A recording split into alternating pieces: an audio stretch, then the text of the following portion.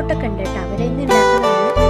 ഇവിടെ ഇതാ കയപ്പയ്ക്കുണ്ട്, പടവലങ്ങയുണ്ട്. പടവലങ്ങയൊക്കെ പൊട്ടിച്ചു. ഇപ്പം ഇതാ കയപ്പയ്ക്ക മാത്രമേ ഉള്ളൂ കേട്ടോ.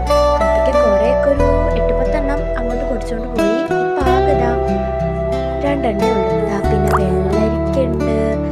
വെള്ളരിക്കനെ കാണുന്നുള്ളൂ, വേറെ എന്തെങ്കിലും ഉണ്ടോ എന്ന് അറിയത്തില്ല. അറിയാവുന്നവർ ഈ ഇലയൊക്കെ കണ്ടിട്ട് ഒന്ന് കമൻറ്റ് ചെയ്യണം കേട്ടോ. നമുക്ക് ഇതിൻ്റെ അകത്തേക്ക് ഒന്ന് പോയാലോ? അകത്ത് നല്ല രസമാണ്. ഇപ്പോൾ ഭയങ്കര ചൂടായതുകൊണ്ടാണ് കേട്ടോ. ഇപ്പോൾ കുളിച്ചിട്ടേ ഉള്ളൂ, അതുകൊണ്ടാണ് അമ്മമ്മയുടെ നൈറ്റിയൊക്കെ എടുത്തിട്ടിരിക്കുന്നത് കേട്ടോ. ഇതാ ഈ കുഞ്ഞ് കയ്പ്പയ്ക്ക ഉണ്ടോ? എനിക്ക് കയ്പ്പയ്ക്ക ഇഷ്ടമല്ല, എന്നാലും കാണുമ്പോൾ നല്ല ക്യൂട്ടായി തോന്നുന്നുണ്ടല്ലോ. പിന്നെ അതാ